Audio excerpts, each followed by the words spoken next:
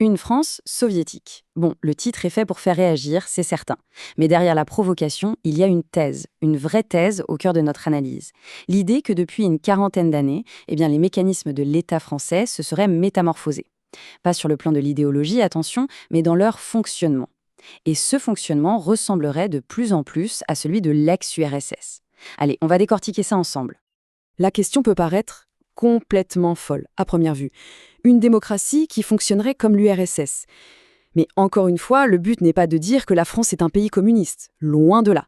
Il s'agit de se demander si les rouages du pouvoir, la machine administrative, peuvent finir par se ressembler, même dans des systèmes politiques qui sont, sur le papier, totalement opposés.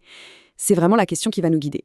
Alors, mettons les choses au clair tout de suite. C'est crucial. Quand on va parler de soviétisation ici, on ne parle pas de communisme. On parle d'un processus, d'une dérive structurelle, si vous voulez. C'est-à-dire une concentration extrême du pouvoir, politique et économique, entre les mains d'une toute petite élite. Et le point central de la thèse, c'est que ce phénomène peut parfaitement s'installer au cœur même d'une démocratie. Bon, voilà notre plan de vol pour y voir plus clair. On va d'abord s'attaquer à la machine du pouvoir, à sa centralisation. Ensuite, on plongera dans l'économie, ce fameux pilotage automatique. Puis on verra les conséquences, la crise démocratique. Et, point absolument essentiel, on prendra le temps de voir les différences fondamentales avec l'URSS avant de tenter de conclure. Allez, on attaque le premier gros morceau, la mécanique du pouvoir. Pour décrire l'élite française, les sources qu'on analyse utilisent un terme qui claque, un terme lourd de sens, la nomenclature républicaine. Qu'est-ce qui se cache concrètement derrière ce mot ? Regardons les faits, tout simplement. La Ve République, on le sait, a toujours été très présidentialiste. Mais l'analyse pointe une véritable accélération. Les législatives sont devenues une sorte de confirmation de la présidentielle. Et puis plus récemment, on a eu un usage record du 49.3, on a eu la crise du Covid, gérée par un conseil de défense totalement opaque qui court-circuite le Parlement. Tout ça, ce sont des symptômes de cette hyper-concentration du pouvoir entre quelques mains. Et puis il y a ce mécanisme qui est vraiment au cœur de la critique, le pantouflage. Vous savez, ce balai incessant entre les plus hauts postes de l'administration et les fauteuils de PDG des grandes entreprises. L'archétype, bien sûr, c'est la carrière d'Emmanuel Macron, haut fonctionnaire, banquier d'affaires, ministre, président. Pour les auteurs de l'analyse, ce cycle infernal finit par fusionner les élites. La frontière entre l'intérêt public et les intérêts privés devient carrément floue. On passe maintenant au deuxième pilier de la thèse, l'économie. Et là, l'argument se joue sur deux tableaux. D'un côté, un interventionnisme de l'État qui bat tous les records, et de l'autre, une sorte de culture qui empêche, qui freine l'innovation de rupture. Pour bien comprendre, il faut faire un petit retour en arrière. Moment clé, 1981, l'arrivée de Mitterrand au pouvoir, et surtout la vague de nationalisation de 1982. C'est un véritable Big Bang. 95% du secteur bancaire, des pans entiers de l'industrie, tout passe sous le contrôle direct de l'État. Et même si, très vite, arrive le tournant de la rigueur, l'analyse soutient que quelque chose a changé pour de bon dans l'ADN économique du pays. Et le résultat, aujourd'hui, les chiffres sont sans appel. La France est championne du monde des pays développés pour les dépenses publiques et les impôts. 46,1% de prélèvements obligatoires. C'est 12 points de plus que la moyenne de l'OCDE. Pour le dire autrement, ça veut dire que près de la moitié de toute la richesse créée en France chaque année est gérée et redistribuée par l'État. C'est colossal. Alors, petit point de théorie économique, mais vous allez voir, c'est essentiel pour comprendre la suite. Il y a en gros deux façons de créer de la croissance. La première, c'est la croissance de rattrapage ricardienne. On fait mieux avec ce qui existe déjà.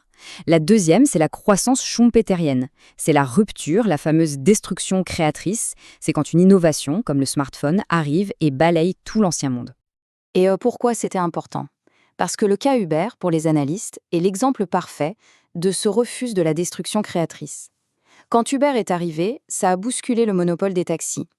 Et la réaction de l'État, ça n'a pas été d'adapter les règles pour tout le monde, non. Ça a été de protéger le système en place, en utilisant la loi pour freiner et même pour criminaliser l'innovation. C'est ça, un des symptômes de cette fameuse soviétisation économique. Bon, un pouvoir hyper centralisé, une économie sous cloche. Quelles sont les conséquences de tout ça sur la société ? On en arrive au troisième volet, l'état de la démocratie. Et le constat est celui d'une grande déconnexion entre les citoyens et l'État. 51,3%. Ce chiffre, il est simple, mais il est brutal. Ça veut dire qu'aux dernières législatives, plus d'un Français sur deux n'est pas allé voter au tour décisif. Imaginez.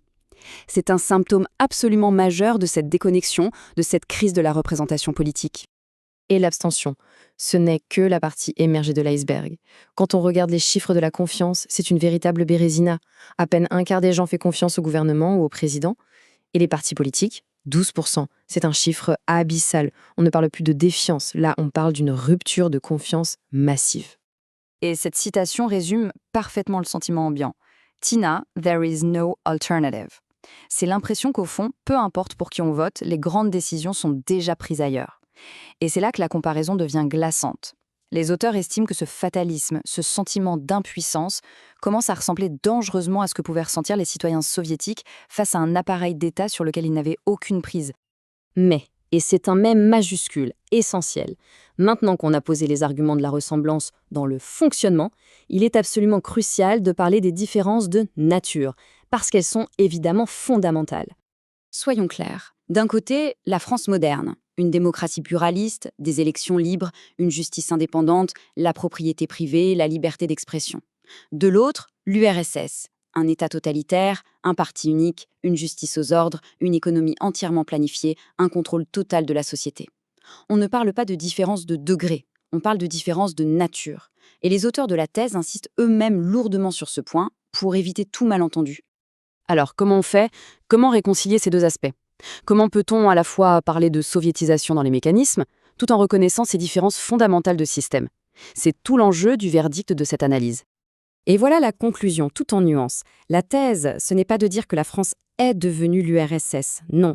C'est de dire qu'elle est devenue un régime hybride, un régime où le châssis, la carrosserie reste celui d'une démocratie, mais où certaines pièces du moteur, la centralisation, le contrôle de l'élite, le dirigisme, se sont mises à fonctionner d'une manière qui rappelle le modèle soviétique.